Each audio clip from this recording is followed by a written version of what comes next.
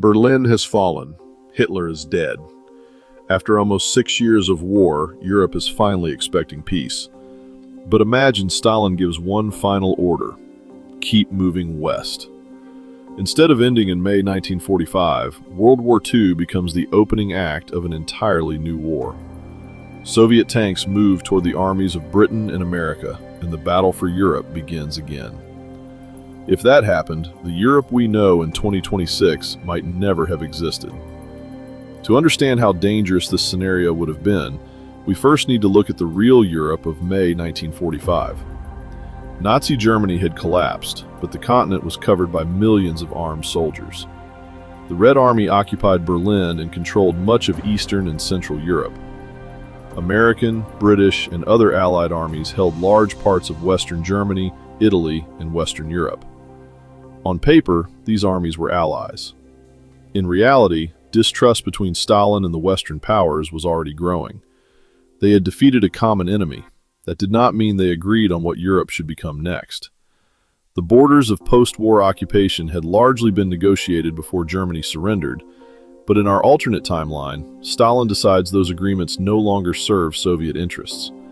The Red Army receives a new objective: push farther west. The first battlefield of this new war would almost certainly be Germany, and at first the Soviet Union would be terrifyingly powerful. By 1945, the Red Army had become one of the largest and most experienced land forces in human history. It had survived years of brutal warfare and pushed the Wehrmacht from the outskirts of Moscow all the way back to Berlin. Thousands of Soviet tanks in enormous formations were already positioned deep inside Central Europe. If fighting suddenly erupted, Western Allied forces could face overwhelming pressure in some sectors. But that does not mean Stalin could simply drive all the way to the Atlantic. The Soviet military had its own enormous weaknesses. Its soldiers were exhausted. Its supply lines stretched across a continent devastated by war. Railways, bridges, and cities had been destroyed. Every additional kilometer west would make supplying millions of troops harder. And the Western Allies possessed something extremely important: air power.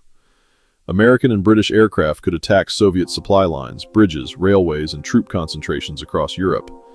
The Western powers also had access to enormous industrial and logistical resources outside the battlefield. So the opening weeks could become a brutal race.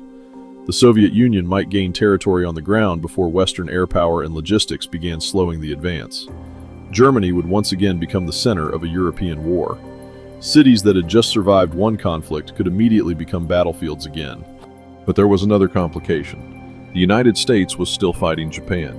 Millions of American troops, ships, and aircraft were committed to the Pacific. Washington would suddenly face an extraordinary decision: finish the war against Japan first, or redirect enormous resources toward Stalin. Britain faced its own problem. The country had fought since 1939. Its economy was exhausted. Its population desperately wanted peace. Convincing the British public to enter another major European war only weeks after defeating Hitler would be politically difficult. In fact, British planners really did study what a possible conflict with the Soviet Union could look like. The plan became known as Operation Unthinkable. The name tells you almost everything. British military planners understood that fighting the Red Army in Europe would be extraordinarily dangerous. This was not a simple scenario in which one side obviously wins. And then, in July 1945, everything changes. The United States successfully tests an atomic bomb. For the first time in history, one country possesses a weapon capable of destroying a city in a single attack. If Soviet armies were advancing into Western Europe, pressure on Washington to use this new weapon could become enormous. But even nuclear weapons would not create an easy victory. America initially possessed only a very small number of atomic bombs. The Soviet Union covered an enormous territory, and using nuclear weapons against Soviet targets could transform an already catastrophic conventional war into the beginning of the nuclear age years earlier than in our timeline. Imagine American bombers attacking strategic Soviet targets. Stalin would know that the Soviet Union did not yet possess its own atomic bomb. That could force negotiations, or it could make him accelerate the Soviet nuclear program even more aggressively.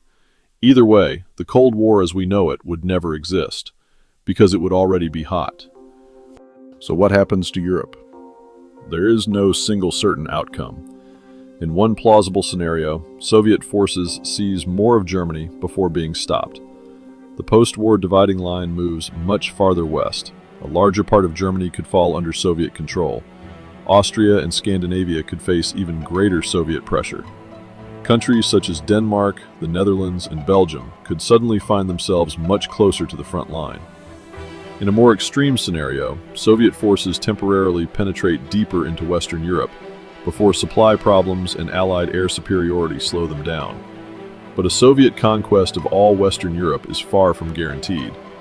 The farther Stalin advances, the harder his logistical problem becomes, and the greater the chance that American industrial power eventually shifts decisively toward Europe.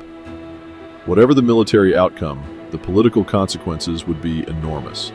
There might never be a Cold War in the form we remember.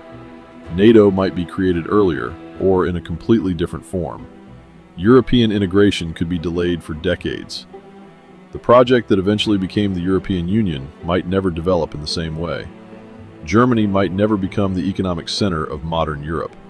Entire populations could be displaced by a new front line. Countries that spent the second half of the 20th century as Western democracies could instead spend decades under Soviet influence, or under permanent military pressure from the East. And consider what that means by 2026. The map hanging in a European classroom could look completely different. Germany could be smaller, permanently divided, or politically aligned in another direction. The European Union as we know it might not exist. American military power could have become even more deeply embedded in Western Europe. Or, if the war became too destructive, Europe itself could lose far more global influence. Countries outside Europe might become more powerful much earlier. China, for example, could rise in a world where both Europe and the Soviet Union exhausted themselves in another devastating conflict. Even the nuclear balance could change. In our history, the Soviet Union tested its first atomic bomb in 1949. In this alternate timeline, an active war with the United States could turn the nuclear arms race into an immediate matter of survival. The world might reach the most dangerous phase of the nuclear age years earlier. And that brings us back to Berlin. In May 1945, soldiers from East and West were standing on the same defeated continent. They could have become enemies almost overnight. They didn't. World War II ended in Europe. The Cold War followed instead. But if Stalin had decided that Berlin was not the end of the Soviet advance, the deadliest war in history might have become only the first chapter of something even larger. And the peaceful, prosperous Europe millions of people know today might never have existed. One decision, one order, a completely different present. Subscribe to The History in the Present for more alternate histories that reshape the world we live in today.